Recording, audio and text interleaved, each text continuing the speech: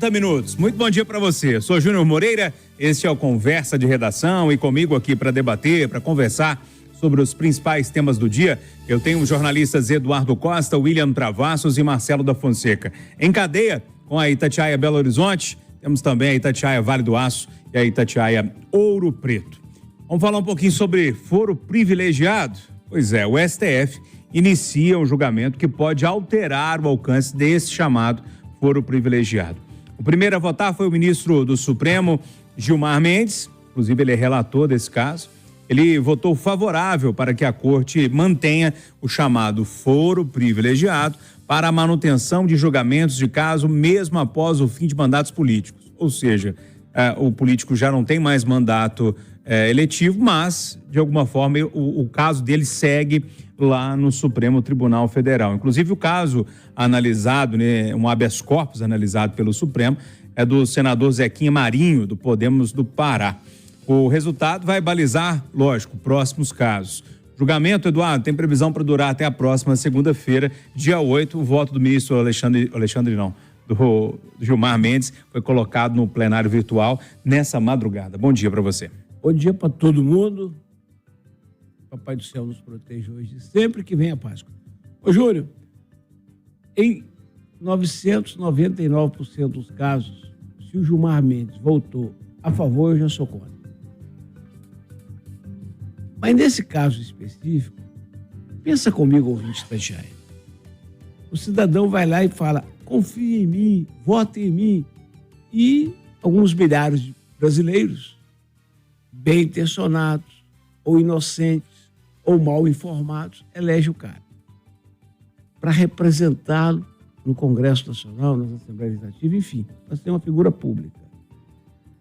No exercício daquele mandato, faz sentido que o cara tenha proteção. Como é que num país polarizado, eu que sou de um lado ou outro, vou chegar lá e vou criticar o presidente do outro lado? Eu posso sofrer perseguição, prejuízo de toda a ordem. As mesmas garantias que eu defendo para promotor, para juiz, para todo mundo que está exposto. No exercício do cargo, no exercício da função. Isso é uma coisa.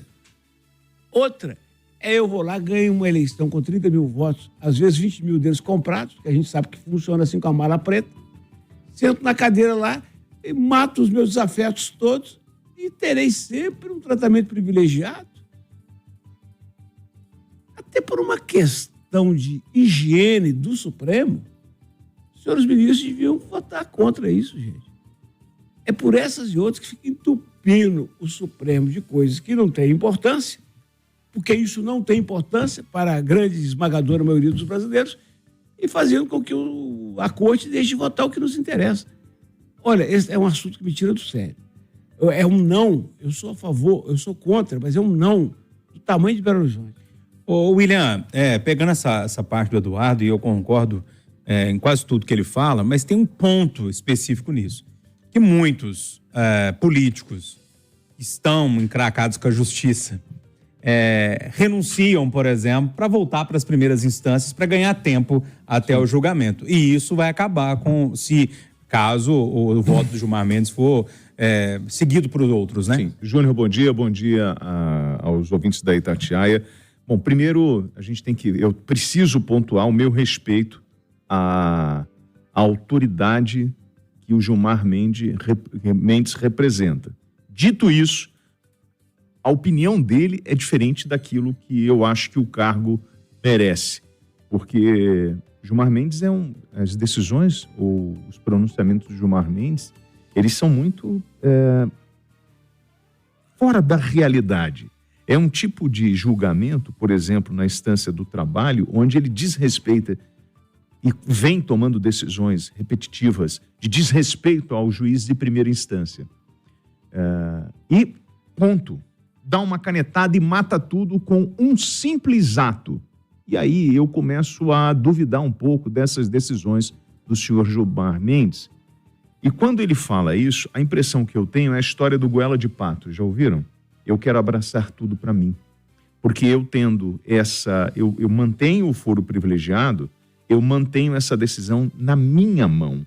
então eu tenho poder. A partir do momento que eu abro mão desse foro privilegiado e delego ele à primeira instância, eu estou perdendo o poder. E acho que, em função disso, e de todos os casos que aconteceram no país, envolvendo o Bolsonaro e outros parlamentares, é importante o tribunal manter esse foro privilegiado para além dele perder o cargo ou sair do mandato. Então, assim, se você está dentro de um mandato e esse foro, ele diz o seguinte, olha, eu estou garantindo que você pode falar qualquer coisa, que eu vou garantir a sua liberdade nos seus atos, defendendo o teu mandato.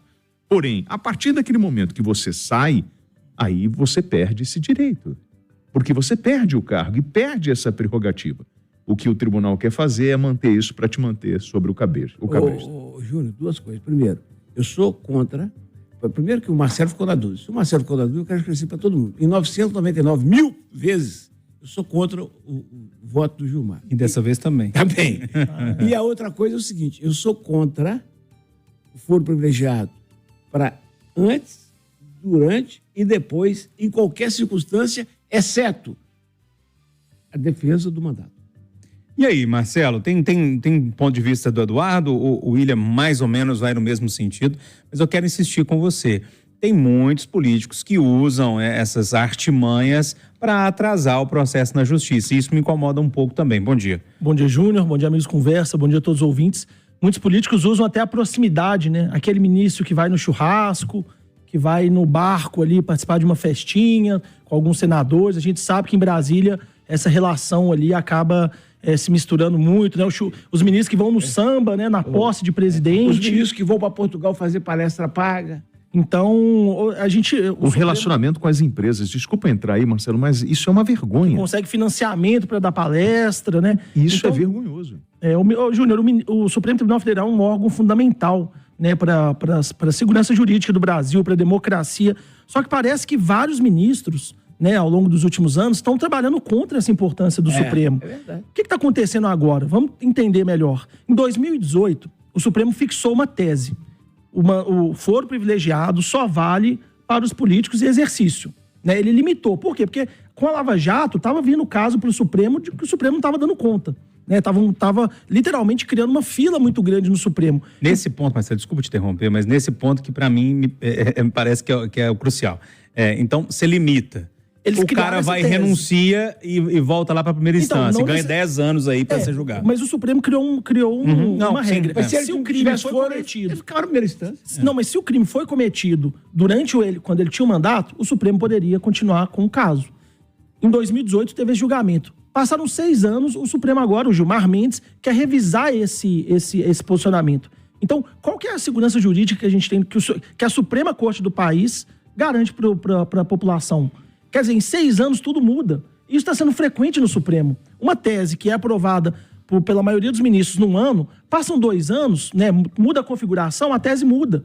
Então, o Supremo está ajudando a instabilidade política e jurídica no país. Porque dependendo da configuração do Supremo, a decisão é uma, dependendo é outra. Isso valeu para prisão em segunda instância, valeu para entendimento de várias questões. Fator previdenciário. E agora no foro. O que eu consigo entender, que para mim está muito claro, é o seguinte: o Supremo quer mais poder.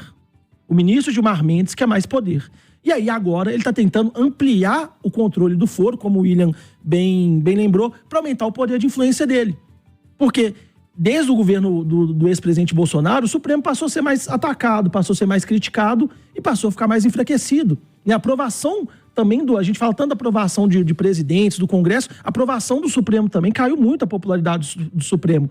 Então parece que está tendo esse movimento para o Supremo voltar a ter mais poder. O que eu vejo de forma muito preocupante e cria muita instabilidade no país. Só uma pimentinha rápida, assim? Será que tem alguma coisa a ver com os processos do Bolsonaro ou não? Não, é a turma que tá lá. Ô, Júnior... Só pra... Ô, Júnior, só pra cutucar. Só porque você falou nisso 2 vezes. Eu compreendi perfeitamente a sua posição. O cara tá no Supremo, renuncia e volta pra primeira instância para ganhar tempo.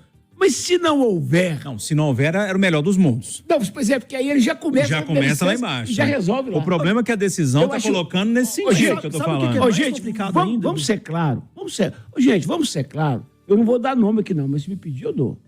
Júlio, tem um monte de bandido no Brasil que o cara enriquece ilicitamente. E depois compra uma vaga, senta lá e tá livre. Ô, Edu, mas sabe, vamos falar na prática, porque essa mudança do Supremo pode ser que ela, na verdade, ela não tenha nenhum efeito prático. Porque, na verdade, o Supremo hoje, em alguns casos, os ministros ignoram a Constituição e fazem o que dá na cabeça deles.